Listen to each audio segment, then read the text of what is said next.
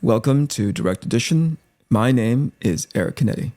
You finally met your match, Eric. I think so.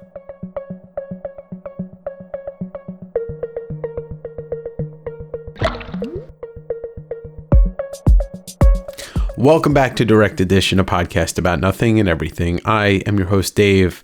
Today, I am bringing you an interview with Eric Canete.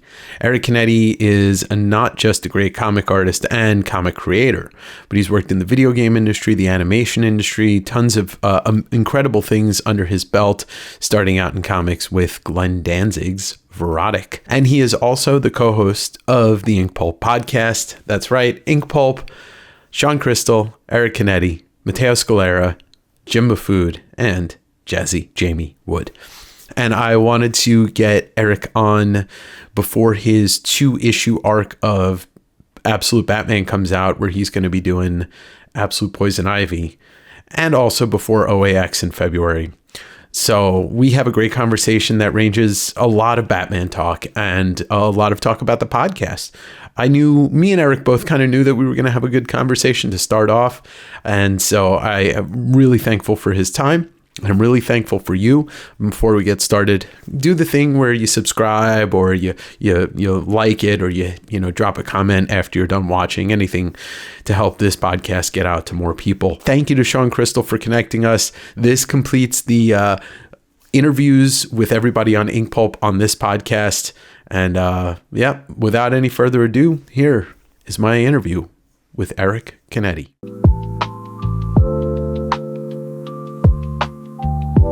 Ladies and gentlemen, welcome back to Direct Edition.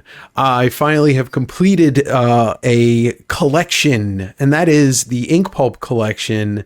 Today, I'm talking to a man who is responsible for a lot of things in the animated world and the comics world, starting with Aeon Flux, Ben 10, Justice League Unlimited, The Batman, Teen Titans, comics such as Iron Man, Run, Love, Kill, and his creator-owned Arc Athena. He is one of the co-hosts and the antagonist of Inkpulp podcast. I'm talking to Eric Canete.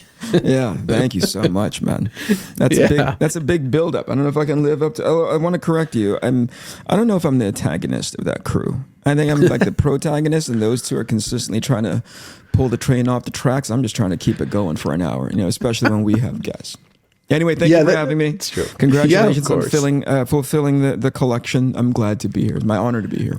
And I'm glad to have you here. And honestly, I technically, if I really wanted to fill out the collection, I have to have our Scottish hero, our idol, of course, Jazzy Jamie Wood. But told he Jamie, likes staying behind the scenes. You know what I mean? Yeah. Jamie just loves operating. I mean, it takes a little bit of work to drag him on the show, right? Because he likes the NASA control center component of it all, but he doesn't particularly care to be on it. Because here's the thing, I think, under the antagonist role, every time Jamie is on, I like to poke at him, Yeah.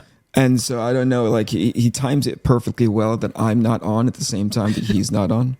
So that's kind of, I think that's consistent. There may be one or two things. This one time I brought him on to get his insight on something. I didn't talk about it at all. So I completely wasted his afternoon. And he's got multiple plates spinning at any given time. So I don't think he appreciated that very much. So I think it's by design more than anything.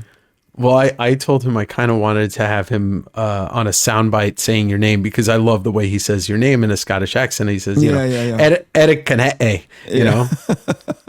Which I don't know. I'm either charmed by it or incredibly angered by it. Like, you can't say a couple of letters for me, like enunciate the way you're supposed to. No, jokes aside, James, there's a reason why the show has gone so swimmingly since we brought him on. And it's because Jamie does so much heavy lifting, just invisible stuff that you would never see. Anytime that we say something stupid in the episode, like, hey, Jamie, can you make, like the Titanic come out of the water while we're saying, or this something, like, Jamie is like, oh my God. But he never fails to deliver, because in my offline conversations with him, he loves his job. And there's very few people in the industry who's doing this stuff behind the scenes who are not looking at it as a job. And Jamie is one of the guys who genuinely loves comics, loves editing videos together, and just loves the camaraderie of like the behind the scenes jokes that we put together. But also he's just a fan, and having and not just a fan, but a professional fan of like, how do I make these guys look good when he is like locked in? We get so many messages from him, you know, hey, can I get this clip? Can I get this bit of artwork? Because I really want to help highlight and make bold the stuff that you are looking at. You run into very few people who take their job that seriously. And I say jobs plural because Jamie is pulling multiple jobs at any given time. He's holding the connective tissue of the comics podcast industry together. Oh, for sure. He's got a couple of things. I'm going to leave it to Jamie to talk about the different plates that he's got spinning as far as like other podcasts are concerned. But he's got a bunch of things that he's working on all at the same time. And again, that enthusiasm, he's a young kid too. I think I look at him and I'm like, I think he's 12, 13, maybe 15 oldest, you know? And I'm like, wait until the cynicism kicks in which like he's no longer a fan, you know, because he knows how the sausages are made now, you know? Yeah. So maybe. I mean, his enthusiasm, but also we got to remember he comes from a country of people with integrity as opposed to where we are. Yeah, no, as opposed to me, I will just leave the podcast at a drop of a hat. You give me $15, I won't show up for 3 weeks, you know? You did do that, didn't you? You were away for like a year and change. I had to. Yeah, I think, and I don't know if we've spoken about this on the podcast, but at one point I did confess to the guys that it was become laborious for me. It was coming, I was using it, strictly speaking, selfishly speaking, I was using it to catch up with Sean and Mateo because at one point, the pandemic being what it was, we didn't do as many shows with each other, and it was a great way to catch up each and every week. And back before we were doing the guests, it was a great way to just, you know, shoot the shit. You know, are you allowed to curse on your podcast? Oh, you can say whatever you want. I'll keep it to a minimum. I'm a father. You know, so anyway, you know, it was just an opportunity for us to catch up, right? Again, speaking selfishly. And when it started picking up steam, and there were a bunch of people who were like, hey, we would love to be able to come on and talk about that subject matter, which is making comic books, you know what I mean? Just the craft, either from the creative end or administrative end, or maybe bringing on legends. At some point, it became less fun, you know? And I really had to prioritize what my mornings looked like at that point. And when I started not having fun anymore, and this is a really bad, you know, thermometer for anything I do in my life, but I'm not having fun. I don't want to do that anymore, you know? Yeah, I get it. But there's the thing that you said earlier, which is like that strong conviction and commitment. I'll often be like, oh man, I wish I was more as the conviction of a Jamie, you know. But again, you know, the cool thing about it is when I said that to the guys, they were like, you're not in the right headspace, clearly. Step away. We got this, you know?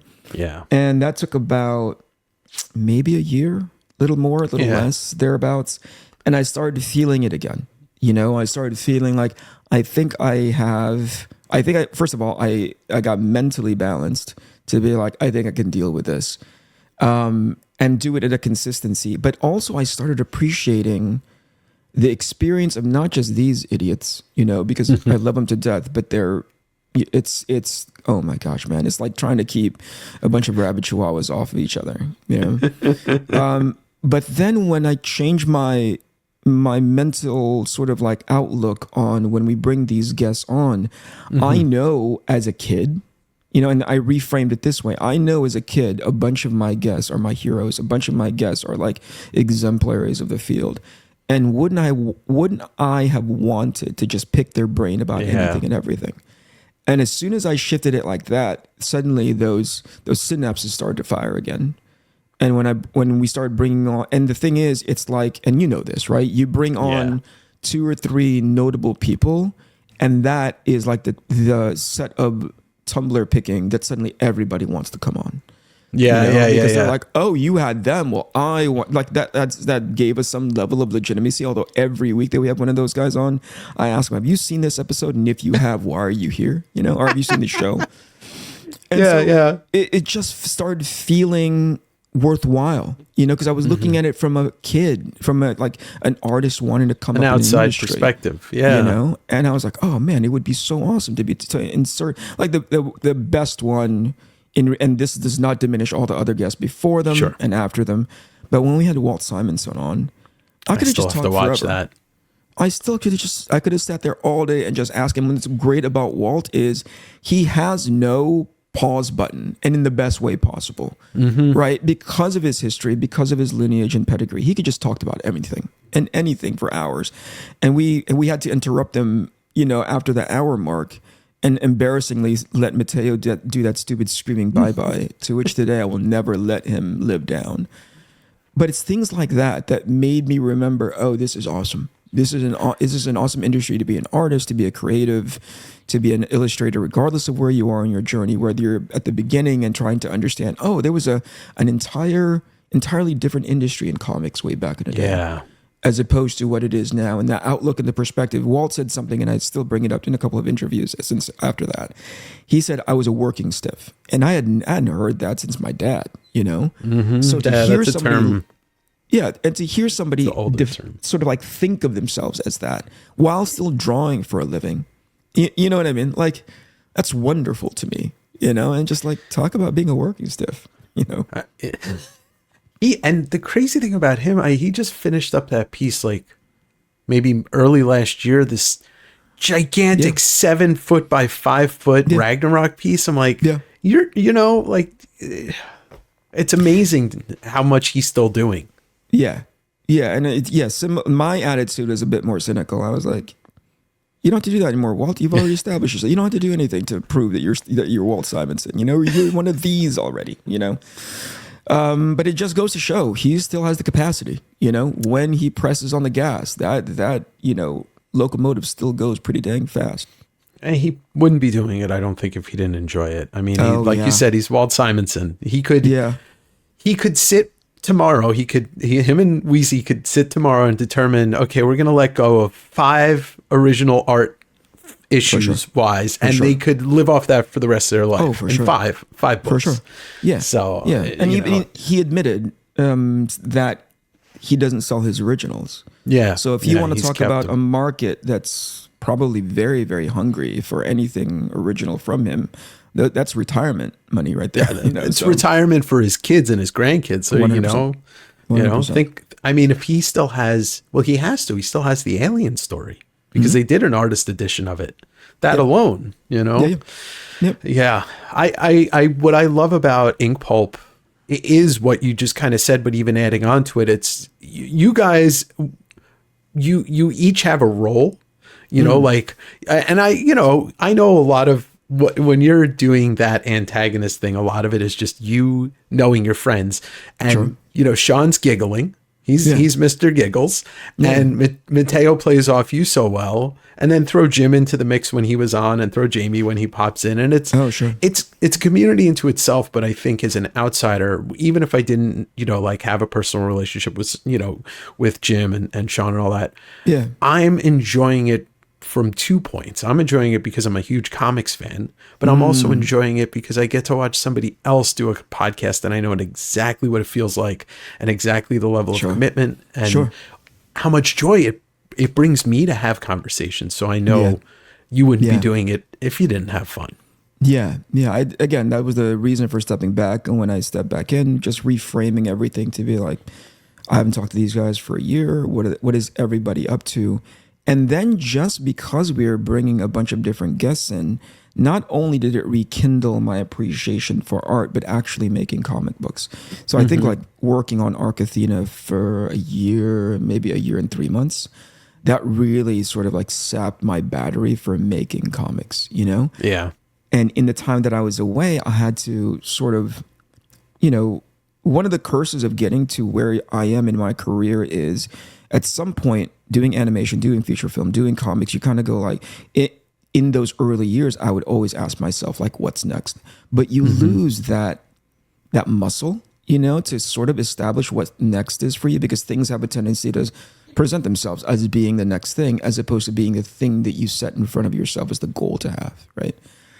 And I hadn't done that for a while, especially after I crossed the finish line of a 6-issue miniseries that is Arc Athena. I was like, I never thought about what I wanted to do next. So there was this void, there was this vacuum of like, what's going to be the next thing I set my eyes on? And I can't remember what it was, but something made me go, like, I wonder if I can do mainstream comics again. Right? I wonder if that's still a viable thing. Like the thing that I remember getting Iron Man Enter the Mandarin and just watering at the mouth, just salivating at the opportunity to be like, I get to draw a mainstream character doing mainstream character explosive things, Plus, I knew there was gonna be a fight between he and Mandarin, so that was something building up to it, and so I think the way my brain works is that I have to establish the challenge. I have to understand what I want to do next. Otherwise, it just feels not worthless, but certainly like I just kind of wander aimlessly to the next thing, and I don't even know if that's the thing that I want.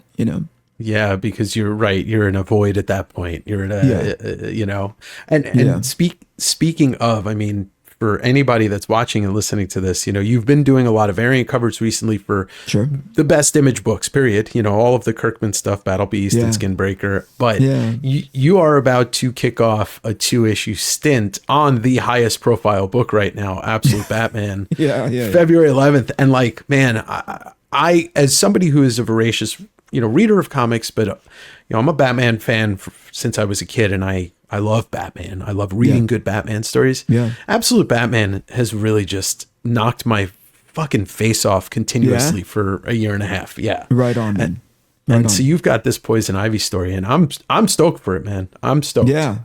Yeah, I didn't know how many people were. You know what I mean? Like, I knew Batman was a big deal. And it was a big ask of Nick and to Scott, the head, the front running creatives for Absolute Batman, to be like, hey, can I participate? Now, asking that at New York Comic Con, right? Asking, hey, do you think there's room for me? And immediately having them turn around and go like, yes, what's your turnaround like? And I thought there was like a little bit of like waiting. Hey, we're leading up to, maybe mid 2026, we'll have something ready. And it was almost at the show. I think it was as close to that is as close to instantaneous as it happened. I asked Nick at I don't know if you ever seen Nick Dragotta's line, because of Absolute. Yeah. It's outrageous and also well deserved, right? And I asked Nick when he took a break. He was kind enough to take maybe 5 minutes out of that signing time to speak with me. And then he said something like, I'll go talk to Scott. And I've been around enough to hear something like that, to be like, this is going to take time to maturate, and sort of like it's got to run through a bunch of hoops. He's got to jump through a bunch of hoops first and run through a bunch of filters. I think if that was a Friday, by Saturday morning, Scott was at the table and asking like, do you want to do this thing? Shit. And I was like, yeah. And again, careful, don't count my chickens until they've hatched. Eric Brain is like, just wait. This will probably be a couple of months or whatever. And so they were not lying. They were like, we're going to go, right? We're going to go. And when I came back from New York Comic Con, I think I've told this story a couple of times. I came back sick as a dog, cried down the whole thing. But in that time, I still felt like I had something to prove. Like, I had asked for the job. They were more than happy to offer it. I was really surprised. But for whatever reason, I was like, I still need to prove to these guys that I can draw a book like this. So in the time that I'm sort of like, between shots of NyQuil,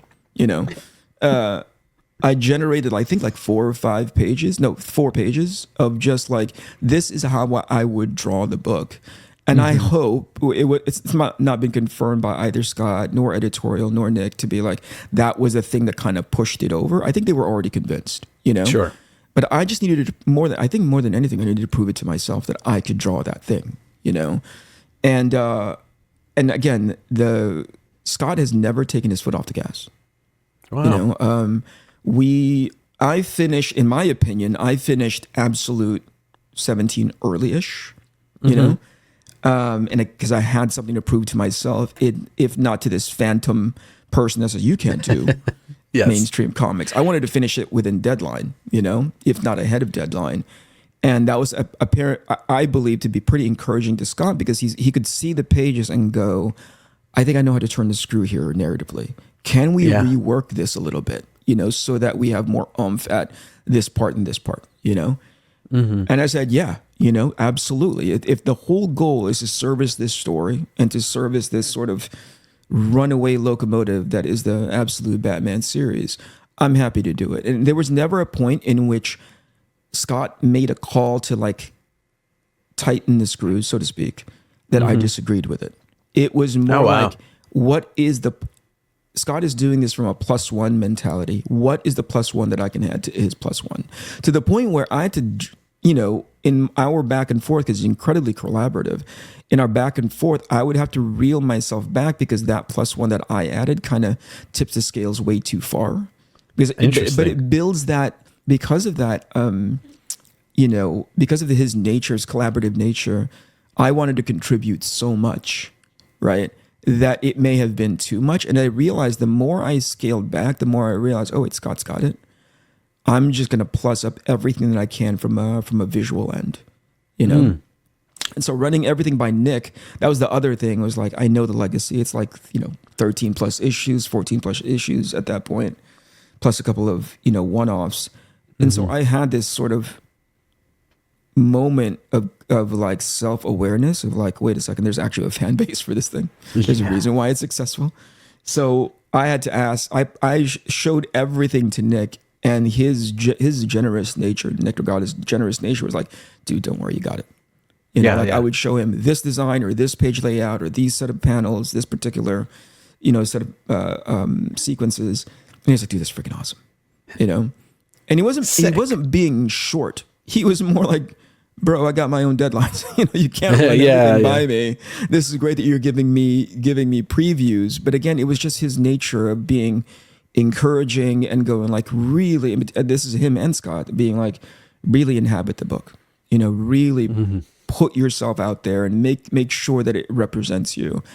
And I genuinely believe it's some of the best work I've done. Well, I mean, I can't wait to get it in my hands and see it. I know you're tackling, Poison Ivy, and, attesting to, the way that this book has been received. It's putting people into comic stores. I'm at my comic store every Wednesday. It's not far from my house. I'm very good friends with everybody that works there. Sometimes I'm there a couple times a week, and it's never, it's never not talked about. People are into the absolute universe, but Batman specifically. But I mean, the thing is I don't know, maybe 25 years ago or 30 years ago, before, we've had such great interpretations of Batman in all kinds of media, not just movies, not just TV, but everything. I feel like you go any corner of the world and it's now the most recognizable comic IP, I guess you want to call it, outside of, maybe talking about Star Wars stuff. But it's the book that turns people into comic readers. Look what Dark Knight did in 1986. For sure. Look at what Christopher Nolan did with his 3 movies. It turned people, So, and right, the conversations that we were all having, that you guys were having on Inkpulp during the pandemic and even a little bit after, was like, oh God, what are we going to do? How, are comics going to survive this? And now we're talking about a book that people are buying to the point that they're making 10 printings of the first issue. For sure. So, and congratulations to that team. I think unlocking fan affinity has been sort of this mystery Rubik's Cube for the past 5 years or so.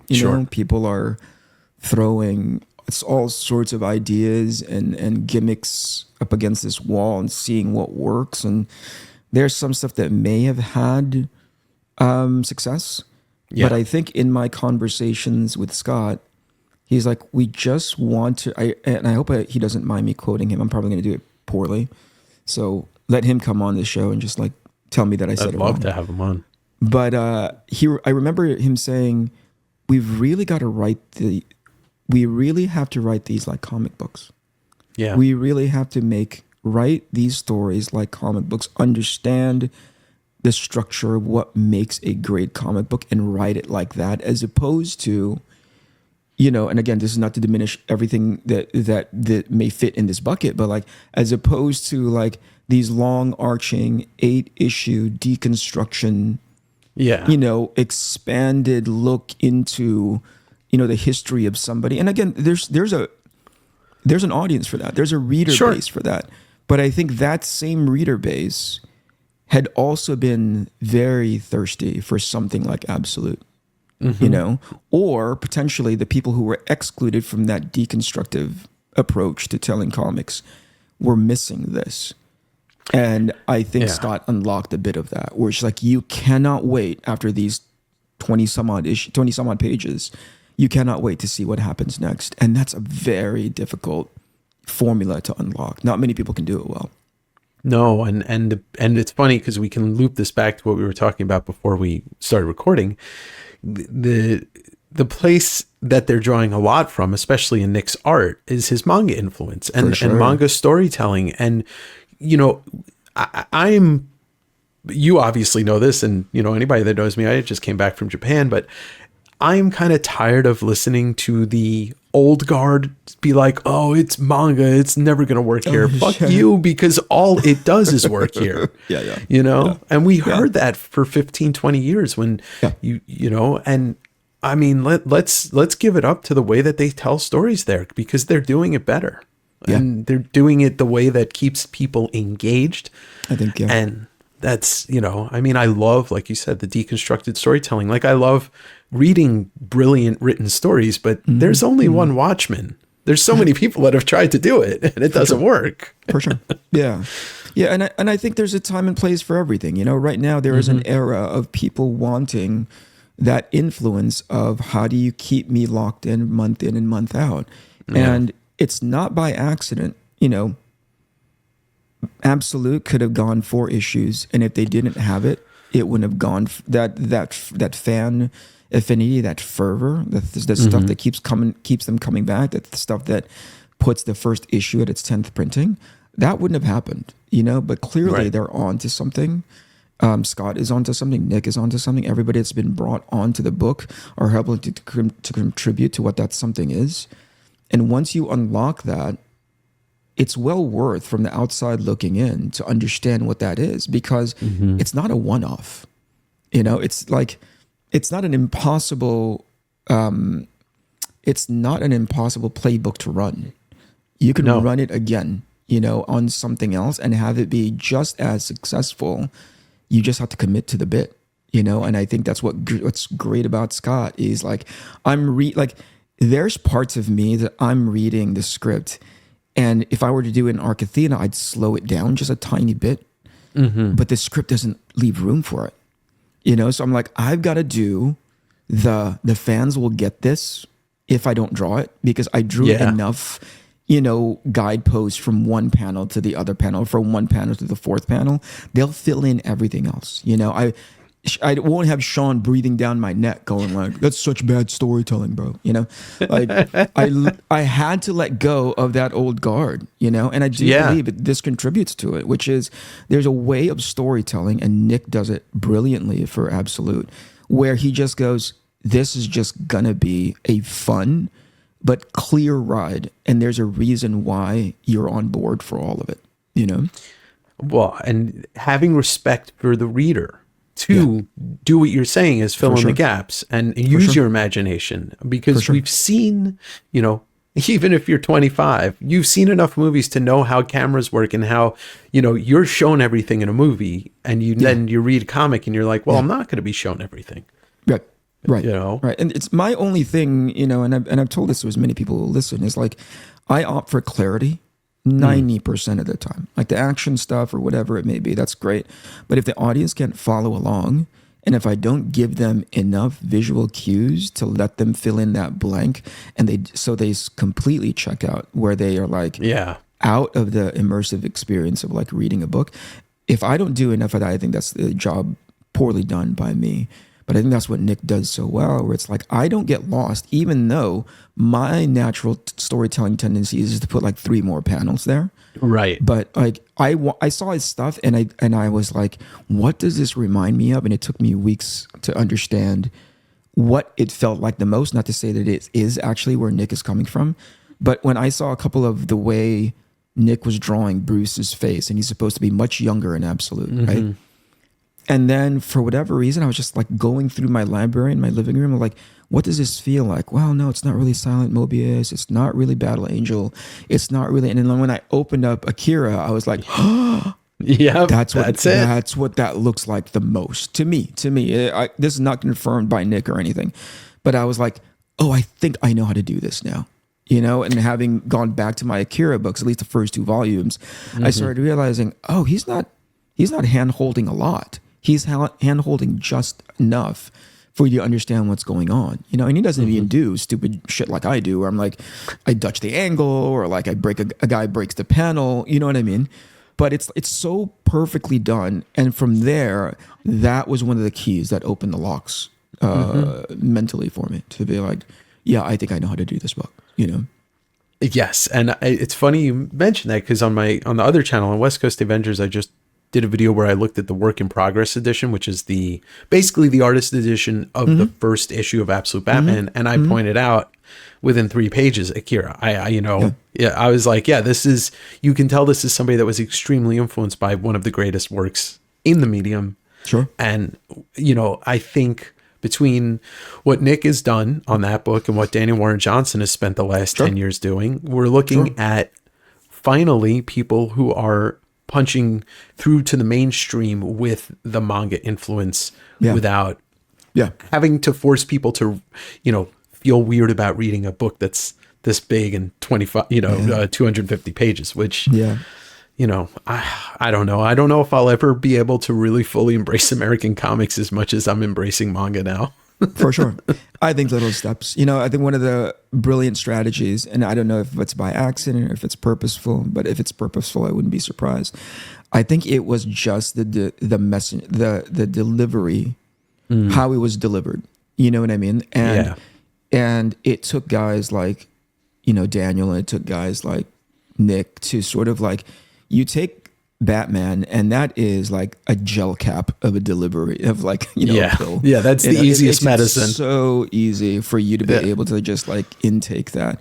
But then you infuse it with stuff that people used to have a massive allergic reaction to, which is where whatever their influences are. Anybody who knows Daniel's work, anybody who knows Nick's work, it's good, but you don't quite understand how good it is. And then they put Batman as a shroud on top of it, as a cowling, and you're like, oh, holy crap, this is really good. And again, that doesn't speak towards the brilliance of what Snyder is doing. And I saw this criticism of Snyder's run on Batman, where people kind of got like ultra critical about the idea of like, wait, he's just it's like Monster of the Week, or that perspective. And I go like you're angry that the car has 4 wheels, like you're angry that this thing runs efficiently. I don't know what you're looking for, and it's not even like bad Monster of the Week. It's like brilliant Monster. It's kaiju. It's kaiju infused Monster of the Week type stuff, which is amazing. For sure. There's ways to do it poorly, but I think like that anticipatory component, like where else can this go? The Ivy thing. When the covers all started coming out, everybody's calling it out, going like, this is an Ivy. And that made me laugh so much, because Scott had set up such a standard of like, in the most playful way, like of deceit, of like, this is what you're seeing, but this is not what you're going to get. That made me laugh so much, which means it's working. Exactly. People are paying attention. They're tuning in. They want to see if their theory crafting is proven correctly. Yeah. Awesome. It's engaging, and I thought it was funny. I saw when it was announced that before it was even any covers came out or anything, I saw maybe somebody, I think it was on Reddit, that was like, it would be funny if Poison Ivy is just Audrey from Little Shop of Horrors. Yeah. Like that would be hilarious. Yeah, that was an intimidating concept though, Dave. When he told me that you're doing Ivy, I was like, what do you want me to do? And he explained to me what we were about to roll out in the next 2 issues or so. And I was like, this is, and again, having not immersed, I had enough issues under my belt, like the first 4 issues of Absolute, but I had not read all of it up until that point. And he was explaining to me what it was going to be. And I'm like, what do you want me to do? Like, what is this? what is the thing? And he goes, dude, people are going to lose their minds. I was like, I trust you, and Scott, I trust. And then I went back and read everything. I'm like, oh yeah, that makes sense. That makes absolute sense. Yeah. People are going to have so much fun. I'm excited for it. And I think the best way to describe, and the Absolute Universe in totality is this amazing thing that like, I'm so behind it, but if somebody asked me what Absolute Batman is, I'm like, just imagine the most insane shit that you've ever seen in Batman, and then take that and turn it up, Yeah. So, but you're not too far away. That's by design. Whenever we're talking on the phone about beats on the script, and I love the fact that he trusts me enough to be able to write it in that way. We work, what is it, like Marvel style? He kind of has beats on a page. Right. And that's wonderful because that exercise in and of itself is like this extension of trust to your artist partner that you're like, they know how to execute that, but also be professional enough that if I'm not hitting it, like I need to have the liberty to be able to tell him, hey, Eric, it probably is like this a little bit more. Yeah. Yeah. And again, having trust back and forth enough for me to be like, okay, cool, I'll do it, So in between doing the two things, like coming off the last couple arc Athenas, right, and then going into this, like how are you feeling now now that you're past the Batman and it's coming out? Like, are you juiced up to do more of your own, or are you juiced up to do maybe some more collaboration? Do you want to just make fun of Sean a whole bunch? Like, how do you feel? I mean, that making fun of Sean is built in. If you're gonna have me on the show week in and week out, you just expect that. Good thing he's got a good chin for it. No, if I can't really identify what it would be ideal if I had this. I'm just I'm just living in that moment of like, I cannot believe I get to draw Batman. Which I historically have said I have no opinion on how to draw him, and this comes from the fact that like some of my most like well-regarded heroes in the comic book field, from a Mignola to a Kevin Nolan to you name it, they had an opinion about how to draw Batman, and all predicated within their style. But I didn't have that. I worked under Bruce Timm, who I think from the animation perspective, I think is to this day still referenced as to what good animation Batman looks like. Oh yeah. So those are the guys I worked with, and can you imagine having that? Sort of like that, working under that giant brick. I didn't have one, and the fact that Scott and Nick were so like supportive, they just said, dude, draw whatever the heck you want. I'm like, if I draw whatever heck I want, I'm not going to end up drawing this Batman because it's not going to be in line. But really, it took an extended conversation with maybe a medium conversation with Nick about like, I'm not getting this. What am I not getting? And I hadn't discovered the Atomo thing yet, but that's mainly for just like the storytelling, some of the screen tone that I ended up using, but it was also just an approach. And Nick said something like, just draw him big, just draw him like a big dude, and I was like, yeah, let me try that. And it wasn't clicking because in my head, Batman is like Kevin Nolan and Mike Mignola and Bruce Timm. But as soon as I drew him as this, like, he's not an oaf by any means, but he's like the Hulk. I went there, I was like, that's probably too big, and I started reeling that back. Then it started really clicking. I spend more time on my iPad shrinking his head than setting up the shot. He's too proportionate there. Well, I mean, we keep saying, it's just we're getting to see a different vision of it, and I think when it comes to most characters, period, in no matter what we're talking about, movies, books, whatever, TV, comics, Batman always sticks out as the one that is the biggest mold of clay, because it's Bruce Timm and Mike Mignola couldn't be further apart in style. Sure. And yet we both love and revere what they've done with those characters. Yeah. So I feel like we're lucky. Yeah, I think there's something from the visual end there's like a lot of room to play on Batman too. It allows you to be like, what is the interpretation that you're willing to push out there? And fans, because they have such an affinity for that character, they have very, very strong opinions, but they also have extended patience as to where you're going to take that style, a mentor, and I think a person that heralded my work over at DC. This guy by the name of Mark Chiarello. I don't know if you know them. Yeah, Chiarello did a Batman Houdini. To me, it was like, you want to talk about having a voice as far as like how to draw this character. That's him. He's one of many. But I think one of the key things, you're using Mignola, you're using Bruce Timm.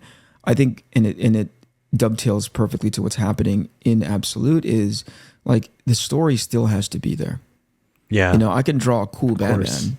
I can draw a cool, insert whatever cool, hot character here. But if the story isn't compelling, we're going to get 4 issues and then thank you very much. Let's move on to the next thing. The prolonged effect of Absolute Batman, and again, there's a lot of fan affinity. How to retain, if there's a book to be written, I hope Scott writes it, like how to retain fan affinity strategy, right? But that also comes from good storytelling. And if you don't have that, I don't think Batman animated series would have gone as long as it had. Hellboy wouldn't be where it is. And as sure as heck, I genuinely believe, I don't know if I could be argued out of it, the Batman, Absolute would be this deep. And the thing is, it's garnering more readers. It's picking up readership because of the hype potentially, but it's holding on to readership. Yeah.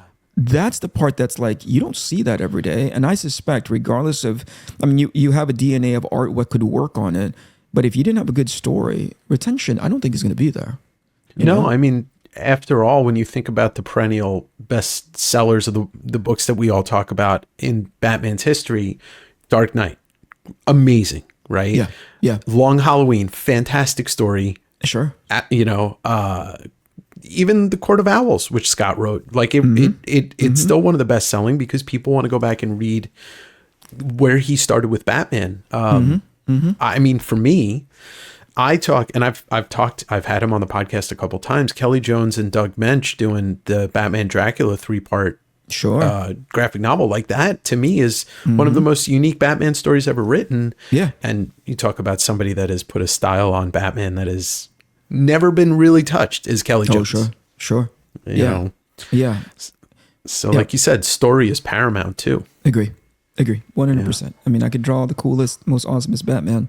If I can't engage you in the first X amount of pages, then, good luck with 13, 15, 17 issues deep, Yeah. I think, and in the going back to kind of the Inkpulp community, I think one of the things for young comic creators really need to understand is like your art does go a long way, but at a point it stops if you're not telling stories that are interesting people. Yeah, I agree. I mean, I agree. Because you also came up in the late 90s as things were kind of, they were going down, right?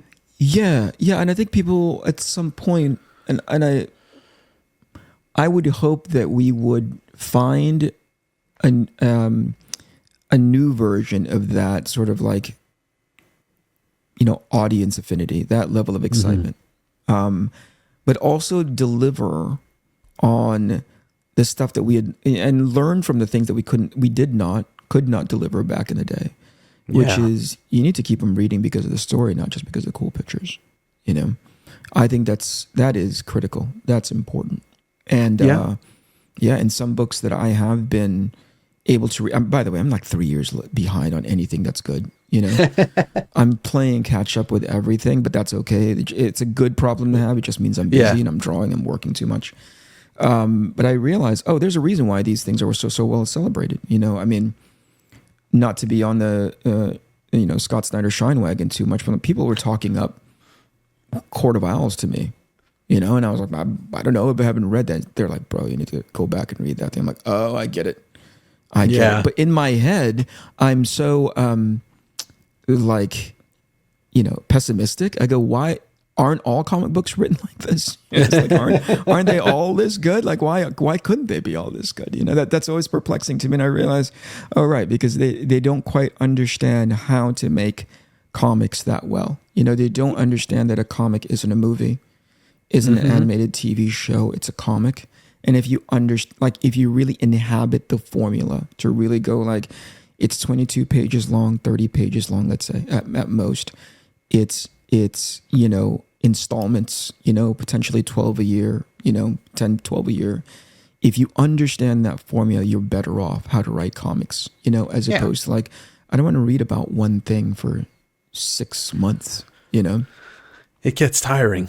It does. Unless but I think you have to also package things differently. Like if you want to write a 6-issue thing, then let the publisher or tell the publishers need to understand, like, just do a miniseries. That's okay. Yeah. Everything is in that format now. Our TV's in that format now. Our movies are kind of in that format now. Like, and I understand why it doesn't work for some things, but I also understand why it does. Like Skinbreaker, for example. Sure. 8 issues will probably go down in history as one of the greatest singular pieces of art that anybody in comics ever did with what Finch is doing. And I'm already in. I was in the first issue, and I can't wait to see how this story ends because I'm really invested in it. Yeah. So my other hope is that with things like Absolute, I think there is a whole generation's worth of artists that are coming up and they don't know what to do with themselves. Like they don't know the avenues to go down into because everything starts to become the mathematics of like, if I'm going to draw, it must cost somebody this much in order for me to be paid to draw that thing. Yeah. But at some point, if you're inspired, as I was when I came home sick as a dog from New York, and I wanted that gig, not because, of course there was this inevitable comp for it. There's a compensation component to it. Yeah. But I just wanted to draw that darn character, and I just wanted to be part of that world of like drawing cool stuff. I hope, out of some loose number, like out of 100 kids who are just chomping at the bit and sort of holding themselves back because there is the entertainment industry is not in the most healthy right now. No. They're just going to go beyond themselves. Like, screw it. I'm going to go do this thing anyway. And I hope it's comics, right? Because as exemplary as a Dave Finch is, as exemplary as like, I just spoke with DK, and I don't want to get him too much credit, but Mateo is really, really good, He is. As exemplary as they are, I would hope that there is somebody a year away, 2 years away, who's just going to give them the best run for their money, who is significantly younger than them. And you can just tell one more year of doing this storytelling thing, you're going to be as good, if not better. And they're out there. They just don't know that this is, from a creative perspective, maybe not from the financial, this is a pretty viable industry to be a part of because it's the most liberating, Well, you can tell whatever kind of story you want. Absolutely. Go do the freaking awesome comics, Yeah. I mean, I just interviewed Robert Venditti today, and he's doing 5 books for Bad Idea, and we talked about how like you have no constraints, you have no shackles when you're doing your own comic. Like there's nothing you can't do outside of maybe not being able to draw a thing the way you want it, but other than that, there's no kind of storytelling that you can't tell as either a writer or artist or both. And for sure, it's still why the medium, I mean, there's a reason, and this, and everybody that's a professional, there's a reason why Hollywood has spent the last 25 years buying these books, these properties, these IPs, whatever, because it's a beautiful ocean of stories that haven't been told before. Yeah. Or haven't been visually told before. 100%. 100%. Yeah. It's testament to how well comic books have been doing for so long that it only took, these past 10 years or so to be able to live up to its bombastic nature, because done previously, they just couldn't live up to the imagination that was happening on the page, Yeah. So I think, obviously you throw enough money at it and everything, it's going to look cool, but the fact that we are able to make comic book movies that rival where it was being inspired from and by, that's a pretty big deal. That's a pretty remarkable concept, Yeah, it's just, and then obviously the conversation about the compensation aspect of it is a completely different world. And, it is. Comics were unfortunately not built to be cared. The creators weren't involved in the building of the industry, unfortunately. For sure. It's the saddest part of it. But I mean, what you guys, and I know with Arc Athena, like that's all yours. right? Yep. And Yep. and Mateo's working on the Fourth Father. That's all his. And Jim's doing his fun bootleg stuff, but also he has 20 years of Girl Scouts. That's right. all his. So That's I right. mean, and Sean's just Sean. Sean's just doing all of the things. He's up next, which between Arcathena and Fourth Father, there's a lot of pressure on Sean not to suck. Sean, I hope you're paying attention. Don't suck. But everything that you just cited right now, I don't think there is a better time from a creative standpoint. I'm not necessarily talking about from the financial standpoint. Sure. There is no better time from a creative standpoint to make the kind of comics that you were never able to make before, because too many people said this won't be viable. Who cares? Go make the thing. This won't be financially, this won't bring back the kind of finances that you're looking for. Who cares? Just go make the thing. Obviously everybody's going to have their limitations, their needs on any given day. But if you're really out there going like, I want to get this out, nothing is stopping you. Nothing. No. I want to get this out because, and also I want to keep the lights on. Suddenly you put a little rider on the success of that, that exercise that may not come to bear any fruit. But certainly if you want to say, it's a great idea and all I got to do is like write it or draw it or both, dude, today, now, and take it from me, a guy who's like, did Arcathena all up front with no money coming to me. I just wanted to draw it. And that's, by the time all was said and done, it was 300 some odd pages total in 6 issues. That's just because I wanted to draw it. I had an idea. So take it from me. I know where you're coming from. I have to keep the lights on too, Yeah. And then, I don't think there's too many notable people in history that are creators, whether it's in comics or music or, literature or whatever, that was like, I really don't think I should. You know what? Kurt Cobain was like, I can't. I'm not going to have the money to make this Nevermind thing. So you know what? Let's just cut it at Bleach, and that's it. Like, you have to take that step forward. I mean, I as not somebody that create comics, doing this podcast, it's like, I'm losing money per episode because I have an editor. I have my own Jamie. His name is Phil. Love you, Phil. But it's like, I'm just doing it until maybe one day someone will be like, hey, we'll hire you to be this corporate podcast guy that talks to comics people. And I'll be like, look, just don't tell me what I can and can't say, and we're good. For sure. It's along the thing that you just said right now, where it's like the moment Inkpulp started to become too businessy, I started getting annoyed. Those offline conversations were like, how do we make sure that blah, like Jamie is doing his job well, but as soon as something like that comes up, what is our retention? What is our, blah, I'm like, I gotta go do something else because this is not fun, No. And you want it to be fun. I mean, I guess that's, if comics is what you're looking at, it's like, yes, this pays the bills. I'm still having fun. I'm doing this thing. But then I have this other thing that I'm purely just doing because it's fun and I want to hang out with my friends. Like, yeah, you're right. You can't put that part of it into it because then you just roll your eyes so hard, you're out. Yeah. Yeah. I mean, but to be fair, Dave, I'm having the most fun that I've had in a long, long time. From a drawing perspective, being an art director for video games, that was a lot of people managing. That was a lot of expectation setting. That's a lot of scheduling. That's a lot of administrative, just meetings upon meetings about talking about what the next 8 months looks like. Once in a while I get to draw something and I'll find joy in that. But really I'd wake up in the morning not necessarily having the right frame of mind to help to help the people all the artists that were working on my team. I was like, why is this not fun anymore? Why am I not looking forward to this?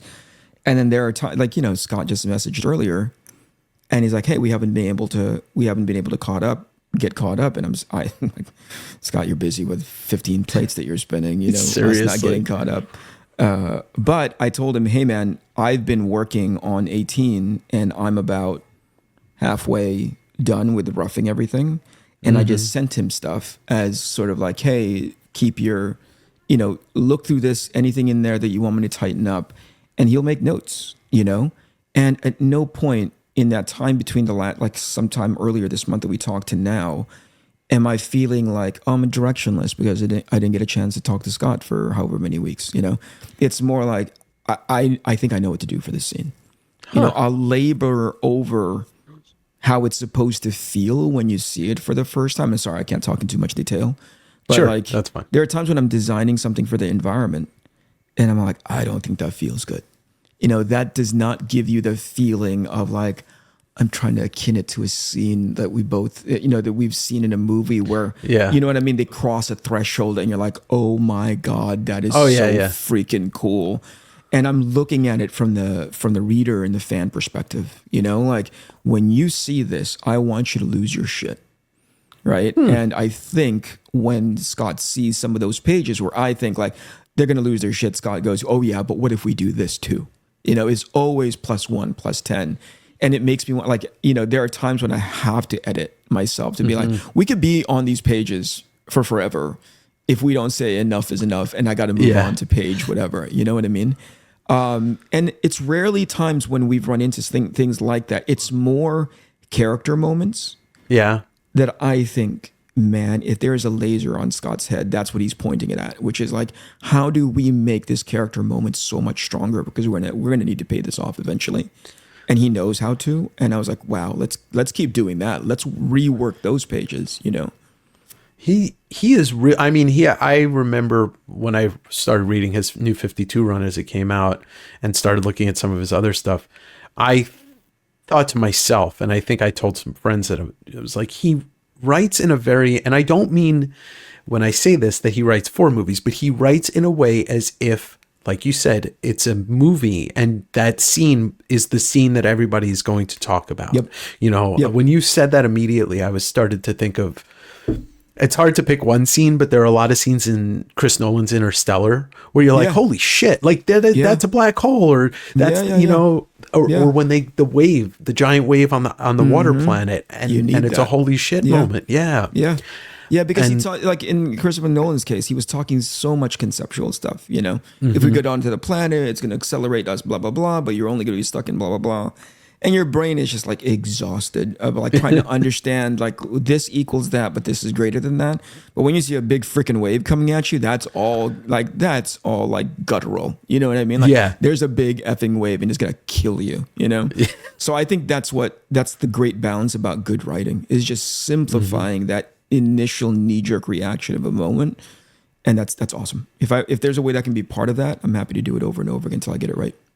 Well, that's awesome. I mean, like that right there, that sells the book for me, is like the enthusiasm that you're talking about it, drawing it while interpreting what Scott wants, like that. And that's another beautiful thing about comics that really doesn't come through in all the other medias, is the collaboration of whether it's a writer-artist inker, whatever that is. I mean, I talked to Matt Fraction when Batman 1 came out, and he was talking about how Marie Javins is really such a integral part of everything that's been going on with all of the Batman stuff. And that's cool. It seems that his collaboration with her, as well as with Jorge Jimenez, is what's driving that book to be also right now where you've got two great Batman books. Yeah, for sure. For sure. So if I'm able to reflect back on how I conducted myself, early 20s, when at my highest peak of comic book drawing enthusiasm, as opposed to where I am now,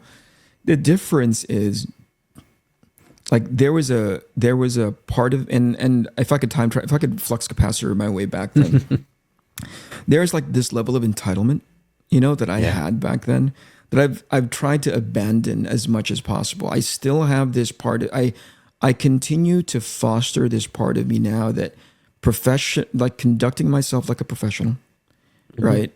Leading with that level of professionalism, and always understanding that, not being scared that they could all go away, like the opportunities will all go away, but each and every single opportunity, every single opportunity, I want to show the people that I'm working with that they're working with a guy that makes things better.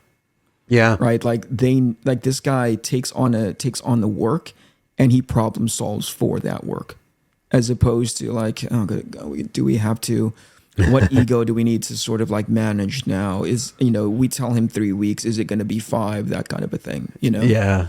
And just be the person in that space, but also contribute creatively. They asked me to be part of this thing, and I'm not just going to sit there hat in hand asking them what good looks like. I help establish that, but understand that there's a well-oiled machine that got 17 issues deep. Yeah. Right. And I'm only contributing to that for 2 issues. So I'd better not screw it up when the baton gets handed to me, I mean, what I'm hearing is confidence without so much ego. It's Sure. like being confident that you are good at what you do, but not thinking that this is your book or this is your baby that you created. I love that. Absolutely. I mean, to testament to your artistic abilities and impact, I'm not going to name any names, but there are a lot of friends that I have that when I mention your name or talking about Inkpulp, or I'm just talking, or, they lose their shit. Like I think a lot of people looked at your work at the right time because it was that era. And there are a lot of artists that hold you in such high regard. And what I'm hearing you also say is like, maybe back then you were a little bit of a egotistical prick. Sure. Yeah. But you're trying to pull back. And I think I want to bring it up because of this. I think one of the reasons why you got popular with a certain crowd is because of your association with Danzig. Sure. You want to talk about the height of that thing fed my ego so hard. And I didn't think my poop stink back in the day, because it's like, it's Glenn Danzig, that era, that lifestyle of like being Glenn, going to a convention and just everybody fawning over you. You know what I mean? Because they love his stuff so much. I'm a 20-year-old kid, and the world was available to me. You want to talk about just something that would has long-term impact on damaging your ego. Be around Glenn Danzig in the best way possible. You know what I mean? Like, you're living that rock star lifestyle, right? And but I do owe Glenn for seeing what I think people had adverse reaction to, which is like the way I drew back then. Glenn loved it, and he decided to print it. And that kind of, if anything, it trained me how to conduct myself in that space, panel to panel, page to page. Here's a deadline. Here's what, you get paid when you turn pages in, getting me used to that concept. But man, I'm telling you, hanging out with rock stars might not be the ideal environment for a 21-year-old kid to be like, my poop doesn't stink, I can fly. Everybody is indebted to me, that kind of a thing. It took years to sort of deprogram myself out of that headspace. But I mean, that's good that it happened early, right? Like, you wouldn't have the patience for that kind of shit now. You wouldn't be able to. You wouldn't. I mean, he gathered such a wide pool of talent. To it was you, and it was Simon Bisley. It was Martin Eamon. I mean, there was all these Liam Sharp, right? It wasn't Sharp in there. Yeah. So I mean, but it's interesting because like in that, I think you became a fixture of a lot of illustrators, like, oh, this guy's amazing. Like, I want to keep looking at his art because, know, we weren't as kids, when this came out as young adults, I didn't even know that those books existed because they were only found in certain shops, they weren't being carried in World of Fantasy on Long Island or Grasshopper Comics where I used to go, For sure. So you got introduced to a crowd of people that were more illustrative and, people that went into, like, I don't know if Chetzar, but I imagine that somebody like the people that were looking at Chetzar looked at those comics. Oh, for sure. For sure. I think if anything, it gave me insight and the ability to watch. I mean, at one point, this was when Frazetta was still alive. No, that's right. And Glenn Danzig had a what do you call it? A private, Bruce Wayne Batman phone number that he could call, and Frazetta would show up and deliver pages. And there's a couple of convention signings that Frank was there next to Glenn's. Like, I'm a 21-year-old kid.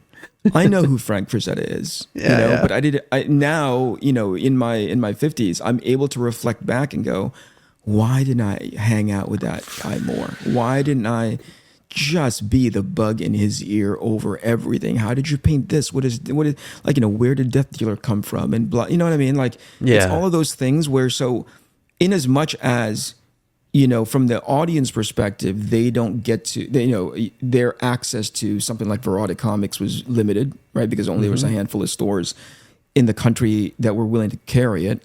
From a kid, from a newly working professional coming down from like working in animation, and somebody said, "Oh, one of the first people that you'll be exposed to, have access to, is something like Simon Bisley and Frank Frazetta." Like, that's an insane proposal.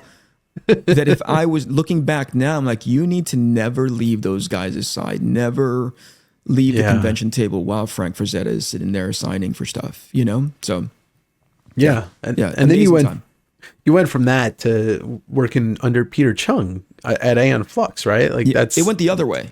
Oh, it was the other way. Okay, yeah, it was the other way. I was working with Peter on Aeon, and he honestly, I don't think Peter knew what to do with me. Like, I was just a young kid who wanted to draw everything, but I think that level of enthusiasm, really fascinated him, and he tried to put me on everything just to learn as much as I could.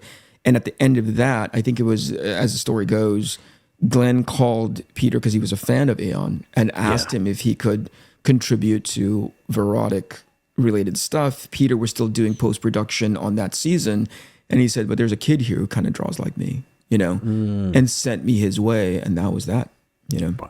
I mean, that's a show that I think definitely does not get the it doesn't get the recognition of the effect that it had for the 30 years after. Like, there are so many people that watched it that went on to work in animation, that went on to work in movies or comics, or just become artists. And like, Chung's a master storyteller, like a master. Yeah, I don't know if you watch anything on his Instagram, but he talks about scenes scientifically to the point. Like, if you don't, some people storyboard on gut. Right? Like, they go, this feels good. I saw it in the movie. I saw it because of this. I saw it because of that. Peter, there's an analytical component to the way he storyboards and the way those shots motivate character or explain character motivation. That's like almost boring. Yeah, almost. Why they work, And if you're paying attention, it doesn't matter how you stage the shot. It matters the context of why you're staging it. And Peter explains that, but people who aren't like dialed into that frequency, it'll just go straight over their head. I was all ears, when he would tell me this shot doesn't work because of X, Y, and Z. We did he finally let me storyboard a show, which is a massive mistake, But like, I remember he was the director and storyboard supervisor on this episode I did for Aeon called The Purge, and every shot went under that Peter Chung scrutiny, like, this is why it works. This is why you want to pick that shot. This is the emotional space that not only your character is going to be in, but also this is how you draw the character, that you draw the audiences. Similar to my director on that show called The Batman that Jeff Matsuda executive produced. But I one of my best friends, director that I worked with since forever, is this guy by the name of Sam Liu. And Sam took what Peter had molded, or Peter had sort of like unearthed. And Sam put it on the Batman and now set it loose on like a boys action adventure show, right? And that's when a lot of that Peter Chung training went into effect. And so by the time I got to Batman and storyboarded for Sam, it was such I had hope that Sam would say it was an easy sort of like, you guys kind of know what you're doing, at least his team knew what they were doing. I'm just going to nudge now, as opposed to wholesale, course correcting, So that was a lot of fun. And I still to this day will refer back to either Peter or Sam's teaching. I'm like, this is how you compose the shot, because it will elicit this emotion from the audience, Yeah, that behind the scenes kind of directorial talk or whatever commentary. I mean, that's invaluable information. I can listen to it all day. Even, I went to film school for just 1 year and I was disillusioned by it. And I'm glad because I would never have worked in that system, but it gave me that base understanding of that, kind of talk and listening to people. And it fascinates me. Yeah. It fascinates me. I just love hearing it from Peter too, because it takes me back to a much younger day of like, oh, I remember this lesson, why he did that shot. He'd refer often back to this one movie, Yeah, you know, one of his secrets that most people know, but some people don't. He created the Teenage Mutant Ninja Turtles animated series, the intro. That's all Peter.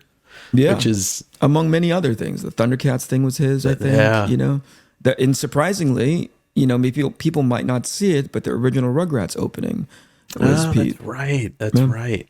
A legend himself. Yeah. Going back to Inkpulp, you know, I think you coming back and being reinvigorated is starting to really show. I mean, like some of the guests recently, you know, you had Matt Herrera on, like you said, Walt Simonson on, and you know, it seems that it's showing and reinvigorating, and you're getting guys that I can't even get. I mean, you know, which is nice. It's nice. I mean, I will say, you know, there's always, you know, I look at Inkpulp as like you guys are sister, brother, cousin of mine, whatever. But then I'm like, man, they got 4 industry guys that can snap their fingers and just, yeah, we got Liefeld on today, and we got Matt Herrera on, we got Walt Simonson on. But is there anybody personally for you that like you would love to talk to, somebody that you haven't asked yet, or you know, somebody that I don't know if you're like me, but I imagine when I know that I booked a guest, like I start having the conversation in my head. I start thinking about, I really do, not in a weird like psychotic, you know, psychotic cool. breakdown. That's totally cool. But I start thinking about the things I want to talk about and what the responses might be. But is there anybody coming up or anybody that you'd love to talk to that you really want to have that conversation with, or really want to put under the hot lights? Yeah. So that thing that you said where I'm like, we get a guest, and then it's like, oh, they're coming up, they're on the schedule. There's always these things that prevent me from, maybe it's my pessimistic nature when it comes to that. Like there's always a part of me that's like, that's not locked in until we're talking, you know, like until we're on the thing. And then the other part is that Mateo and Sean take things off the rails so hard sometimes. Yes, for me to project what that conversation tonally could look like, that's such a bad idea. It's a massive waste of like energy, mental energy. So I just go like, you know, on the day of, I'm just going to hope that they behave and we can actually get useful information. So, and to answer your question about like who would be awesome to have on, I would love to have Gendy on, you know, Gendy Tartarovsky of. Oh yeah. I just want to talk that guy's ear off when it comes. I don't know if you've seen that show that he has called Primal. I've only seen the first season. It was fantastic. It reminds me of Aeon Flux. There's no talking. It's all storytelling through either action or composition or both, you know? And to get Gendy on it, just to have him talk through his process. I don't know Gendy at all. So it's the weirdest cold call I ever did when I messaged him behind the scenes and was like, hey, you want to come on? It didn't expect an answer. Still haven't gotten an answer, but that would be great to have them on. The other one, and I don't know how I'm going to finagle this, but if there's a present that I can have for 2026, you know, it'd be having Guillermo del Toro on. Oh yeah, just to have him talk about like, hey, this would be also. So that's 2. The last one, and I'm trying to wrangle him, is to have Mignola on, and just to have him talk.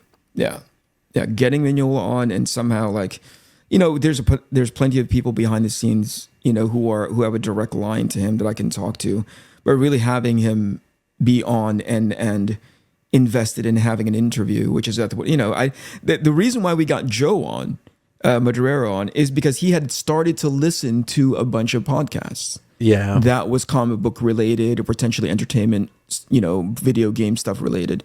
And I think as he told me, he was like, oh, his partner, his wife was like, you know, are you ever going to be on one of these things? And that kind of planted the seed in his head. And before he even got on our show, I'm like, please watch the episodes. And not as a selling point, more like, if you come on, this is the idiocy that you're going to be a part of. The 3-ring circus. Yeah, please be aware that you're going to be part of this conversation. And he was game, you know? Yeah. So that was such a great conversation to have, you know? Because I feel like short of a handful of things, and I think it was by necessity, he was pretty unfiltered to be able to talk about whatever he wanted to talk about. So that was great. Yeah, and that's the space, and I think you know this, right, from your experience. That's the kind of space you want to offer people. It's just a level of comfort where they don't have to have sort of like, oh, where is this conversation going to go? Am I going to accidentally step on a landmine that I'm going to have to like reel back later? You know, it's so difficult. It's a challenge being a host, you know, and providing a space in which people have that inherent comfort, especially depending on their personality type, if they're already sort of skittish about the whole experience. So that to me is a temperature take. There's plenty of people I've asked who have replied to the negative. You know, they're like, I'm just not built for it. That kind of stuff makes me nervous. I feel like, and there's one, I can't, you know, I'll sidestep saying the name. They were like, you know, English isn't my first language. And yet in our text back and forth, pretty dang natural. And I often joke, but it's not too far from the truth. Mateo can barely speak English, and he's part of the podcast, you know? So if you're afraid of holding on to a conversation because your English is limited, look at this dum-dum. We've been doing it for however many years, you know? So I mean, he, you know, the way he says fodder, that's not how it's spelled. There's no D's in there. No. Yeah. If he was part of like a mafiosa gangster movie, right, I could understand. I get it. Sure. But it's just how he talks. Like, again, and English should not be the preventative. Sean is natively American, English speaking, also stumbles all over himself talking in the show. That shouldn't be it. But anyway, it is to say the momentum is moving, right? The momentum is, in my opinion now, a little bit out of control. I remember at the end of 2025, I took a look at our calendar and I was like, "Oh my gosh, you guys had a lot thing and a bad thing because everything was back to back to back. We had to come up with a calendar, an invite calendar for our guests to basically say, hey, when are you available? These are the dates that are available, yada yada." And that was just like, again, that was to me going like, if I'm going to come back, I want to help contribute to the team. And I had reached out to so many people, and I was surprised by how many people and everybody back. said yes. Yeah. When Sean told me, I think it was in like that 1 week, it was Liefeld, Simonson, and Chiarella was in 1 week. I think it was like all that, and I was like, damn, you guys are really putting the pedal to the metal. I mean, I love it because I get to watch and not be in the driver's seat and see people that I respect and enjoy talk. And, you know, it's funny, you guys had mentioned on one of the episodes, like you were surprised that the Madureira episode was doing so well. And I'm yelling at you guys. I'm like, yeah, it's because he doesn't do interviews. That's why. Sure. You're the only ones that he did an interview with. So there's reasons for that. You know, I had Silvestri on at the end of the year. And that's a tough one. That's a tough one to get, man. Congratulations. And he was great. And that, you know, I mean, it hit with people and people enjoyed it. And I think he had a good time. And, you know, I, like you were saying, it's, you have to be conscious to make people feel comfortable immediately. Otherwise, you know, it sets you off on the wrong foot if you're the guest. And I strive to be the person I am you meet in person. Like I'll see you at OAX is the person that you're talking to right now. For sure. That's awesome. That's awesome. And I think most people who have, and again, I prime them by saying, go watch the episodes first. Most people understand that, you know, there are these personalities that we put on because it's incredibly entertaining. But I think they can read between the lines of that and say, oh, I want to be part of that, you know? Yeah. I don't know if you saw the Kirkman episode. Oh, yeah. But he showed up with like an all blue background, similar to what you're doing right now, but it's in contrast to what I was doing. And he just was so comfortable at the idea of like being part of that conversation, slinging as much, having a good chin for getting decked, but also dishing out as much as any one of us. So it was awesome. And you know, when a guy is in that headspace right from the jump, they're comfortable, and that's going to be such a great show. Yes. That's going to be such a great episode because they're not apprehensive about anything, you know? watching Rob go off. Like Rob was like turning a key to a sports car, like I just turn the key, the engine goes and everybody hold on, because he's going to step on the gas. Right. And so he is listening to Rob talk, however you feel about him, man, it's so awesome. That made for a great show. It did. And, I've always been a fan of his, and I love his enthusiasm when he talks about comics. I think, personally, I just think he could ease off the negativity a little bit, for sure, because there's so much of it out there. But like you said, he's a bulldozer. He just starts going, and he's going to wreck the house, but he's also going to make you enjoy it. And I mean, my attitude towards people who are like are cult personality types, right?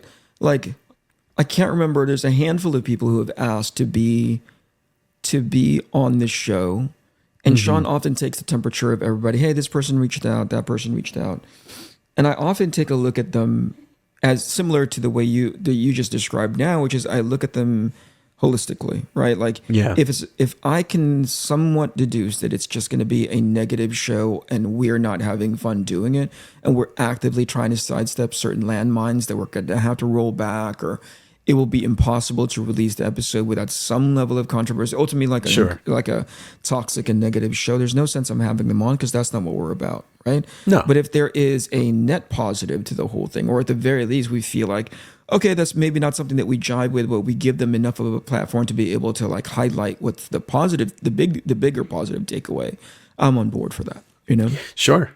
I think, and I think that's great. Like I'm all for it. I'm all for having a conversation. Like I wish, you're one of the people that has asked me questions. Like you're engaging. There's some people that don't know how, but I enjoy talking about all of it. And I'm all for people's, point of view, because we're people, right? Yeah. So, have you ever asked the guests on that declined because they are just not that kind of person as far as like being able to be on a microphone and a camera? Have you had that? I've only had one person say that their English isn't good enough, and that's the only time. I don't think any. What about their just ability to be able to have conversational tennis? Have you ever had somebody decline in that capacity? No, I haven't. But then again, I haven't had too many declines. I either get no response or I get a yes, which that's the only thing about being a podcast host that's not an entity. I'm just me, and nobody knows who I am unless they watch. Oh, dude, get out of here. Like, I think what's great about the sort of, what is it? Like there's the Kevin Bacon version of it, right? Which is like 10 steps to Kevin Bacon. I think in this 6 degrees, 6 degrees, yeah. I think the space that we're in now, our connection, like you can find 3 people, 5 people away from you that I might not know about, right? Right. But if you follow them enough, we eventually end up getting to know everybody in some capacity, right? Oh, yeah. And so I think for you to like diminish, like, oh, I'm not, I'm just kind of in this space as X. I'm like, I don't, in this new world of like new and alternative media, I don't know if that's going to be enough of a shield, if that's going to be enough of an excuse for very long. We're now crossing into a threshold in which you can just tell who the people are that you're having fun with, right? And people want to participate with those other people. You might not jibe with them, like you can hang out with Mateo for an extended, like at one time Jim was on the show and all 4 of us were on.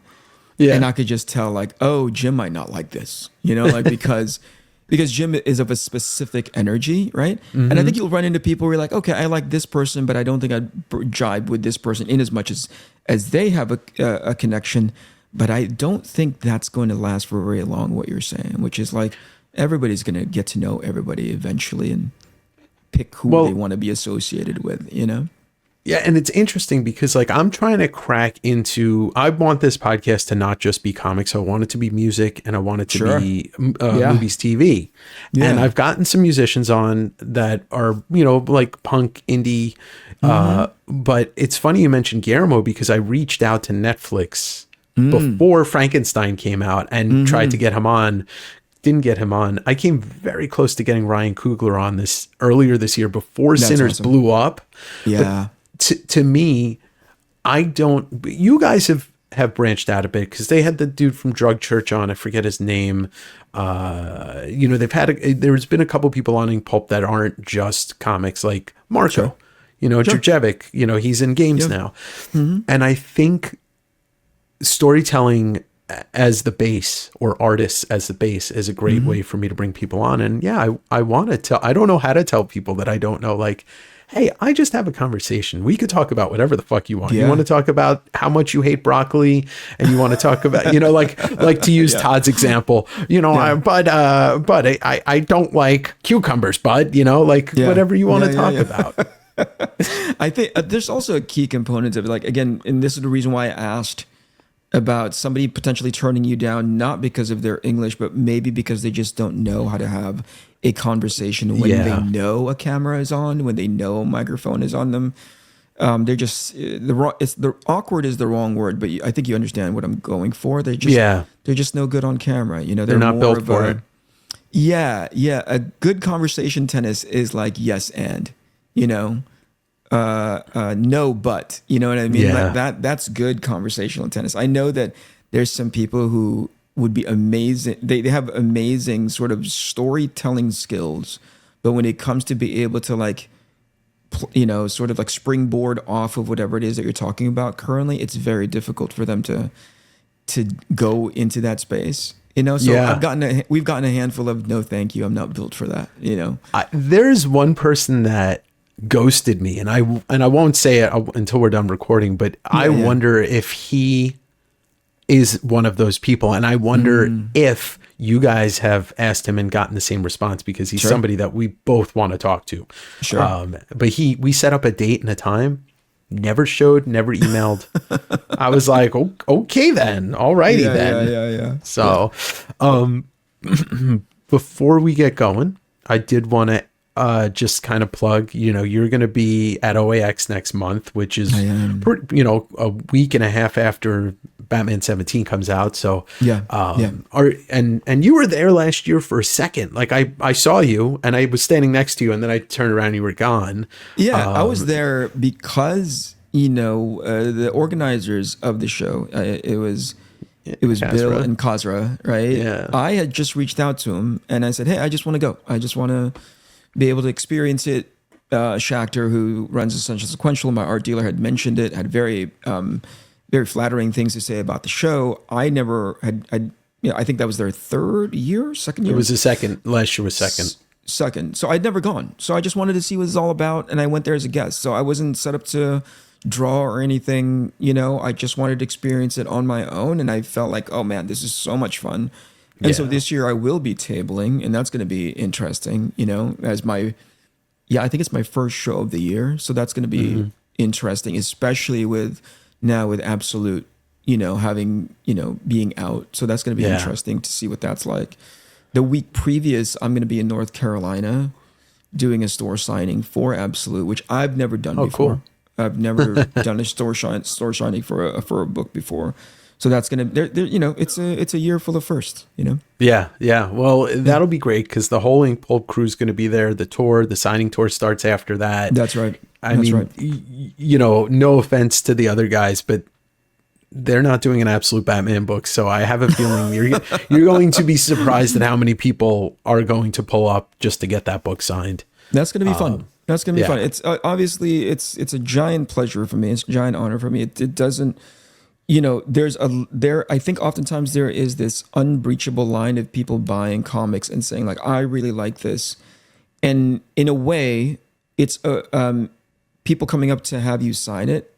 Mm-hmm. It's a way for them to show like, I really appreciate you working on this book. Yeah. I have a high level of like, I really love this book. I really love your contribution to it. Please sign this as a in memoriam of that. So that's freaking awesome. Yeah, it's going to be great. And then, I told Sean, I'm like, you guys got to do a West Coast, and that's easy for you because, you can do an Inkpulp. Yeah. And you can do an Inkpulp Portland tour and do 5 stores and not see the same people. So that would be so much fun. Yeah, I think yeah. so. As to not kill Sean because he's the one that organizing the current tour over on that side of the world, I don't think I'll mention that to him. Up until like, hey, we're done with this one. You want to go on this side of the United States now? I've been bugging him about it for 6 months, so you don't have to worry. Have you really? Oh yeah. Okay. All right. Yeah, I tell Sean and Jamie. I'm always happy to give Sean and Jamie ideas and my 2 cents of things that I think would be great for Inkpulp because I'm a fan and also I do this for a living. Cool. That's so cool. Thank you. From me to you, and from them, thank you so much. That's really awesome. That's really awesome. Thank you, Eric, for your time. I appreciate it. And all of your socials and all that stuff will be in the description. So good.